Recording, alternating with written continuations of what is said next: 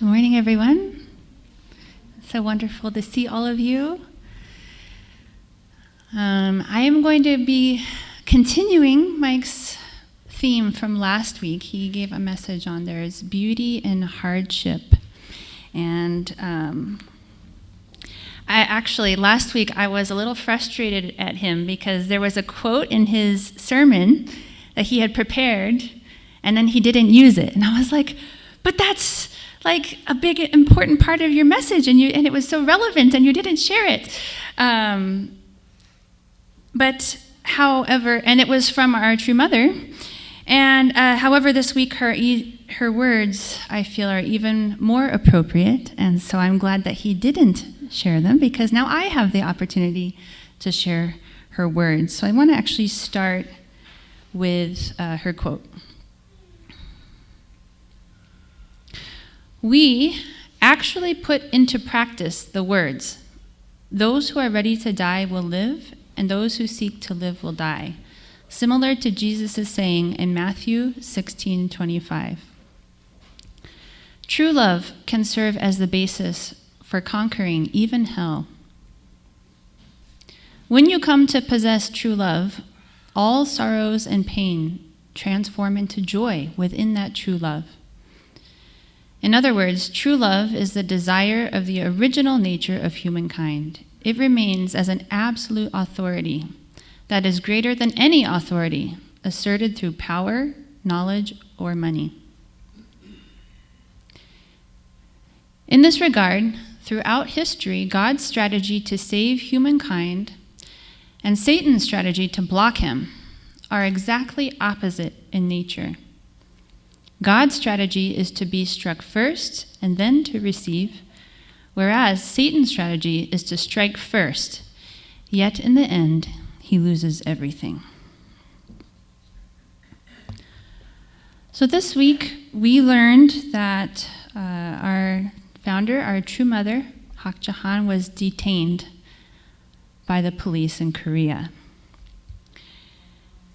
And I just want to give a very short recap because there's a lot that's happened and there's a lot of details, and it's not my intention to give a report as much as to share a message. But essentially, under the new president and the political power in the political party in power in Korea, essentially Korea's new government is attacking multiple faiths and faith leaders for political reasons. At least 3 prominent pastors and faith leaders from different churches in Korea have been unjustly arrested and detained. If you don't yet know what happened and why they say it happened, what the charges are, and how those aren't true, there's actually a really good article. There's an online magazine called Bitter Winter. This online magazine was started to expose religious suppression in China, actually, but then has expanded to uncover religious and human rights abuses around the world that are maybe not picked up by the mainstream media. So if you'd like, you can go to Bitter Winter. There's an article called Korea's Unholy War on Religion and Reason. But the bottom line of all of that is that our founder, 82-year-old woman who underwent heart surgery 2 weeks before being detained, without trial, is in a prison cell in Korea, sleeping on a mat on the cold floor, with like a metal toilet sticking out of the side of the wall. This is the kind of thing that you do to people who have committed a violent crime, and you're worried they might escape the country, or for like political prisoners, they're worried about they're going to destroy the evidence of their wrongdoings. Her mother is unable to travel and has already had all of her belongings and residences searched, so there's absolutely no reason for detainment. And yet, her and other pastors are in the same situation.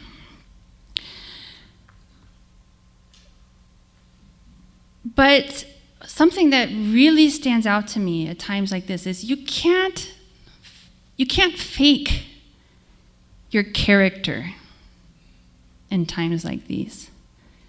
You can't pretend you're something that you're not. And your mother's character is shining. You know, last week I think most people in America watched Erica Kirk forgive the man who murdered her husband. Anyone who watched her do that knows that even the harshest critics can't say anything in the face of that. There's lots of things they can criticize, but I couldn't see anybody criticize her words forgiving the man who killed her husband. In the same way, people who would doubt or criticize our true mother have nothing to say about her right now. Before she went in for her questioning and her surprise detainment, she said, "Do not worry about me. Do not pray for me. Please pray and offer devotion for you and your families, our whole unification family, and that the will of our heavenly parent may be fulfilled. I love you, blessed families." And then she only gets a couple of visitors a day for a short amount of time, but something that she has shared since is, even though I may be in a difficult situation, I believe the time has come for great providential work. Because she knows how God works, right? If you didn't believe in God, what would your reaction be? Like, I didn't do it. Why am I here? It's this person's fault. It was an unjust trial. Somebody needs to fix this, right? I'm pretty sure that's what I would be doing. But she knows how God works. One of the greatest historical examples of this, I'm going to share a recap of what Mike shared last week. It was Jesus' death on the cross. God was determined to save humankind, even though it meant delivering Jesus into the hands of Satan. Satan, on the other hand, was fixed on killing one man, Jesus Christ, even though he might have to hand back all of humanity, including the Jewish people, to God. Satan knew that the primary goal of God's 4,000-year providence of restoration was to send the Messiah. He thought that by killing the Messiah, he could destroy the entire providence of God. This is how Satan thinks. In the end, God handed over Jesus to Satan as the condition of indemnity to save all humankind. Satan exercised his maximum power to crucify Jesus, thereby attaining the goal he had sought throughout the 4,000-year course of history. On the other hand, God exercised his maximum power and resurrected Jesus. God thus opened the way for all humanity to be engrafted with the resurrected Jesus and thereby receive salvation and rebirth.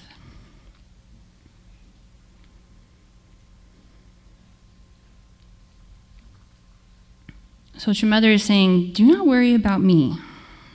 I believe the time has come for great providential work. So I think true mother already knows there's a victory.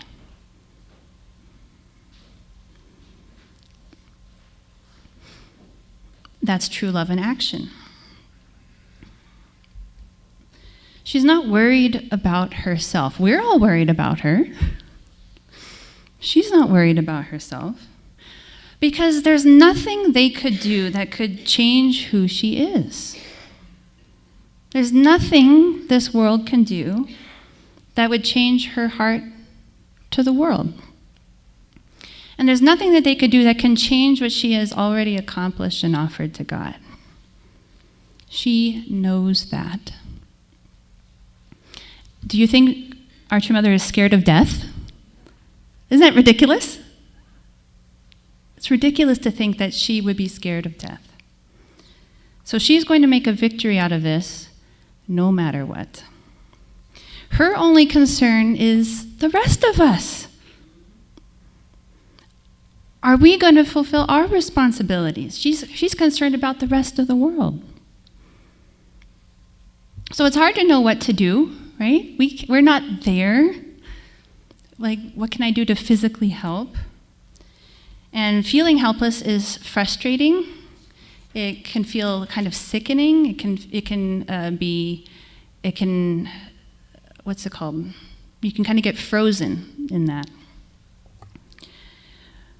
But I actually had such a beautiful experience this week of many tiny miracles. As pastor, I get to see a lot of the inner workings of all the things happening in our community. I don't see all the things. I know that there's many things that happen that I don't see. Sometimes it's hard because I know many of the challenges that many of you are going through. It's hard to know those. But on the other hand, I get a little window into all of the amazing and beautiful things that are happening every day in our community because of you.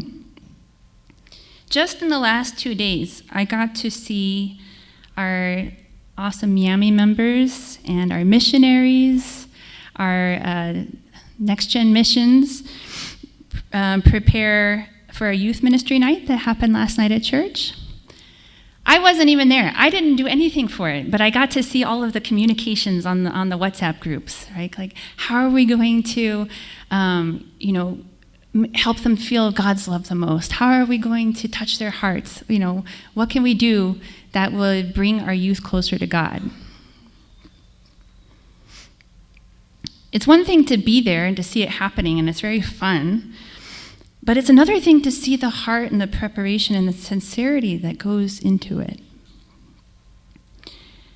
I got to see our Yummy mentors and our staff preparing for our yearly Yummy meeting, which is happening today after church. And I got to see all that on the WhatsApp group. How are we going to help them how are we going to support our Yummy? How are they going to help them know that God's got their back, that we've got their back? How are we going to help them deepen their relationship with God while they're preparing for their futures? These are the kind of sincere conversations where God's love is just flowing in our community.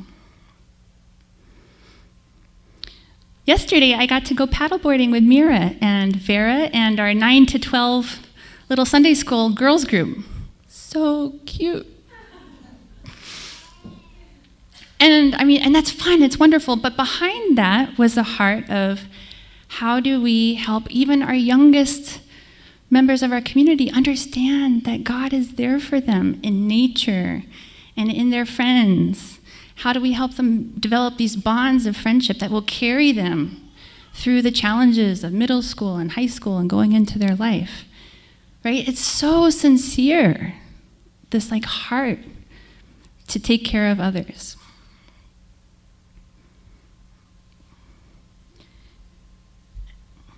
And then, even just in my house, Dave Mahardy comes to our house every day this week, and he's working on this bathroom.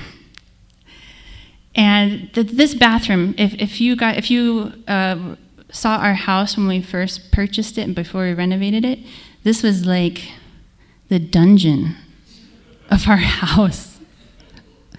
My kids would never.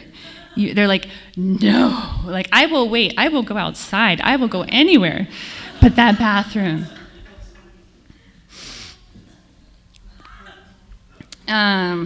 It's been in a process of transformation for 2 years. It's almost there. But the thing is, it's something that can seem small and insignificant. We could just hire a contractor to come and fix the bathroom, and then all it would be is a renovation. But for Dave Mahardy, that's not it's not just a renovation. If you ever spend time with him to talk about what he's doing, it's all about the heart. It's all about everything I'm doing is for God and true parents, and what we're doing as pastors and what the witnesses are doing and what Dave Hardy's doing is like no different in the heart that it's being done with. It's done with the heart of someone who's doing it for God.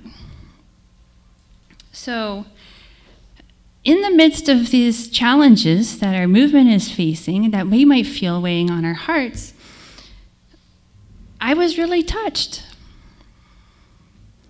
Because when True Mother says to pray for our families and offer devotion and praying for God's will to be done, I feel that this is what I'm seeing through these experiences. This is the substantiation of what she's asking us to do.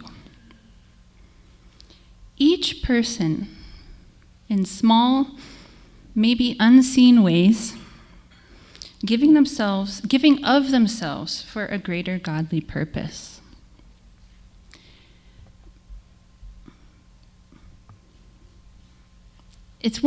I hope you can catch the heart of this, because I can say these things and try to paint a picture, but when I watched it unfold in front of my eyes, it was like, it's not just a story, it's like God is moving in these actions, in these relationships. So I feel like that the most important thing that I can do right now is to offer a call to action.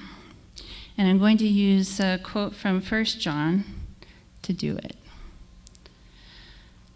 Children, let us not love with words or speech, but with actions and in truth. So each one of us has the capability to do that. We may not be able to fly over to Korea. We may not be able to change the whole world in the course of the next week. We might feel limited by who we are and what our skills and what our resources are. But every single person is able to love with action and truth.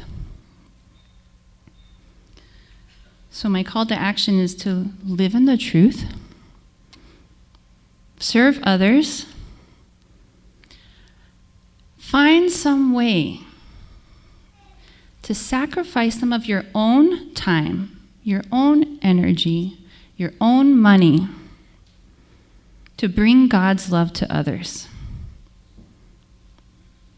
That will look different for each one of you. You have different people in your life. You have access to different situations or people.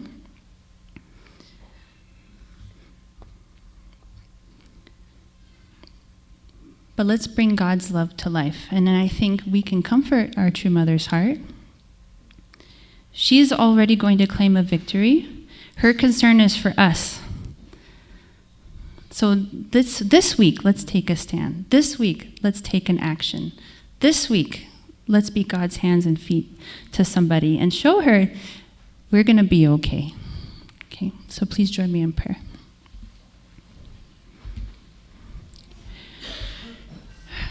Most beloved Heavenly Parent, this morning we're so grateful to be here together to share this time with you. Our true mother said not to pray for her, but we are going to anyway. We want to send our love to her, pray for her safety, pray for her protection. But most of all, Heavenly Parent, we want to turn around and look at our own hearts, our own life, and ask ourselves, how can we be the blessed families that our true parents came for, our true parents sacrificed for? That we could stand here as your children and say, we know something of your heart. We've experienced it in our lives. We're changed because of you. And then not to hold that close to our own life and our own self and not hold on to that blessing just for us. But we're given love and blessing to share with this world and to share with others. And so I pray that we can look inward and see maybe where there are parts of our life that are not in alignment with truth. if there's something we could let go of, if there's times in our day where we are just trying to escape or just trying to satisfy a selfish desire, and instead turn that around and find a way to give to others and to share your love. Because unselfish love is really what transforms hearts and lives. The unselfish love that Jesus gave when he delivered himself to the cross is what you could use to save all of humanity. The unselfish love that our true parents have shared with us, risking their own lives and health, so that we can walk an easier path and yet still learn how to give and sacrifice to others, so that our love can transform the world. It's really your love through us. I pray that your love can be present in our lives. We can be your hands and feet, that your love can be transforming of the people in our lives, but even more importantly, you can transform our own hearts. I offer this prayer and time in my name, Michael and Adonia Hendrick, Blessed and Chill Family. Amen and adieu. Thank you.